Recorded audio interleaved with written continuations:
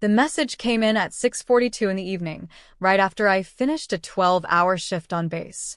I remember staring at my phone screen for almost a full minute before I understood what I was reading. Don't come to your sister's wedding.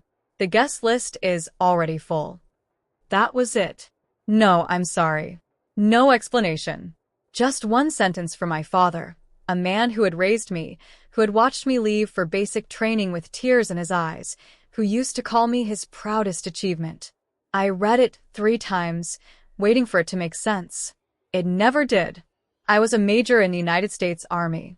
I had spent the last 6 years serving my country, missing birthdays, missing holidays, missing the small, quiet moments that most people take for granted.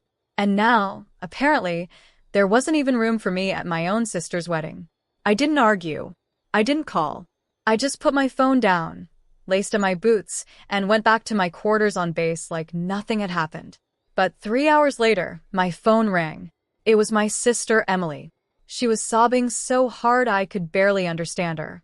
"How could you do this to our family?" she screamed into the phone. I hadn't done anything. Not yet. But my father had just seen a photo, and that photo was about to tear our entire family apart. To understand how we got here, you need to understand my family. Emily was always the golden child. She was soft-spoken. She smiled in every photo, and she never once raised her voice at the dinner table. My parents adored her. And I loved her too, in the way an older sister loves a little sister who never had to fight for anything. I was different. I was the one who asked hard questions. I was the one who joined the military at 18 because I wanted to build something of my own, something no one could hand me or take away from me. My father never understood that choice.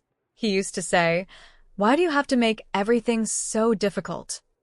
As if wanting independence was a character flaw. Still, we were a family. We had our holidays, our group photos, our inside jokes. When Emily got engaged to a man named Derek, I was genuinely happy for her. I sent flowers. I offered to help pay for the catering. I even took leave, real leave, hard to get leave, just so I could be there for her big day. I never imagined that offering to help would be the thing that got me erased from the guest list entirely. Because 2 weeks before the wedding, I found something. Something about Derek that nobody else in my family knew. And when I tried to warn them, they didn't believe me. They thought I was jealous. They thought I was trying to destroy my sister's happiness. They had no idea that I was trying to save it. It started with a routine background check. In the military, we're trained to notice details other people miss. It's a habit that doesn't turn off just because you're off duty. Derek had mentioned, casually, that he worked in finance for a firm downtown. Something about the way he said it felt rehearsed. So one night, out of nothing but instinct, I looked him up. What I found made my stomach drop. Derek didn't work in finance. He had been let go from his last 2 jobs, both times under investigation for misusing company funds. And buried in an old community forum post, I found something worse. A photo. It showed Derek at another woman's birthday party, 6 months earlier, his arm around her waist, a caption underneath that called him her boyfriend. The timeline didn't add up. He had already been engaged to my sister by then. I didn't post it. I didn't scream it from the rooftops. I did what I was trained to do. I gathered the evidence quietly, screenshots, dates, names, and I brought it straight to my parents. I expected concern, maybe even gratitude. Instead, my father looked at me like I had lost my mind. "You're doing this because you're jealous she found someone before you did," he said. I remember feeling the air leave my lungs.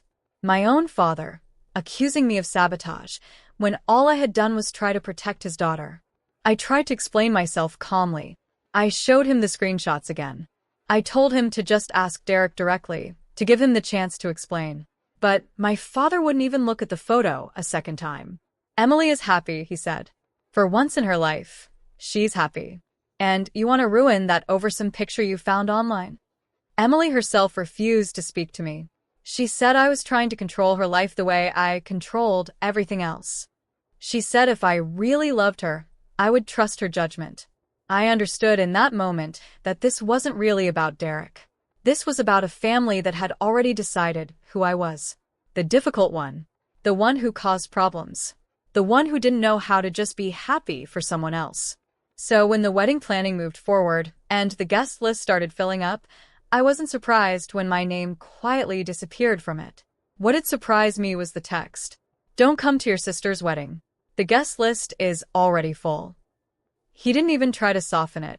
After everything, after every ounce of loyalty I had shown this family, that was the message I got in return. I could have called and begged. I could have cried and pleaded my case one more time.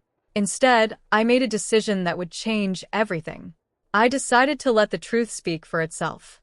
That's when Emily called me, sobbing, screaming that same question. How could you do this to our family? I let her finish. I let her cry it all out. And then, calmly, I asked her one question back. Emily, did you actually look at the photo I sent your father? Not what people told you about it. The actual photo. There was a long silence on the line. Dad never showed it to me, she finally said. He told me you were trying to sabotage the wedding out of jealousy. He said the picture was old, that it didn't mean anything. That's when everything clicked into place for both of us. My father hadn't just dismissed the truth. He had actively hidden it from her, protecting the image of a perfect wedding instead of protecting his own daughter. Emily had just found out, from Derek's own mouth, that everything in that photo was real. And now she understood that I hadn't been trying to hurt her at all. I had been the only person in this entire family who was actually trying to help her. The next call I got wasn't from Emily. It was from my father. His voice was different this time, smaller somehow. Emily told me everything, he said. She told me what Derek admitted. She told me the photo was real. I didn't say, I told you so. I didn't need to. The silence between us said enough. I saw that photo weeks ago, he finally admitted. I didn't want to believe it. I didn't want Emily's wedding to fall apart, so I convinced myself you were just being difficult again. I convinced Emily too. You didn't just doubt me, I said quietly. You erased me. You told me not to come to my own sister's wedding because I tried to protect her. He didn't have a defense for that because there wasn't one. I'm sorry, he said. I was wrong about the photo. And I was wrong about you. It wasn't a dramatic, movie-style apology. It was quiet and a little broken, exactly the way real apologies usually are. The wedding, as it had been planned, was cancelled. Emily needed time. Derek was no longer welcome anywhere near our family. And for the first time in years, my father asked me, honestly, to come home. I did go home, eventually, on my next leave. Emily and I sat on the porch for hours, the way we used to when we were kids. She thanked me, over and over, for not giving up on her even when she had shut me out completely. You didn't fight me, she said. You didn't force me to believe you. You just made sure I had the truth, and you let me choose. That's what real love looks like, isn't it? Not controlling someone. Just making sure they have what they need to protect themselves. My father and I are still rebuilding things. Trust doesn't come back overnight, not even between a father and daughter. But we talk now. Really talk, not just the surface-level conversations we used to have. Looking back, I understand why he reacted the way he did. Nobody wants to believe the people they love can be deceived, or that the picture-perfect version of a family moment might be built on a lie. Sometimes it's easier to blame the messenger than to face an uncomfortable truth. But real love, real family, isn't about protecting an illusion. It's about protecting each other, even when the truth is inconvenient, even when it costs you something. I never got to walk into that first wedding. But months later, I did walk into a new one, Emily's actual wedding, to a man who deserved her. And this time, there was no text telling me to stay away. Just an open seat, front row, with my name on it. If someone in your life ever tries to warn you, even when it's inconvenient, even when it disrupts the picture you've built in your head, maybe it's worth actually looking at what they're showing you. Sometimes the hardest truths come from the people who love us the most.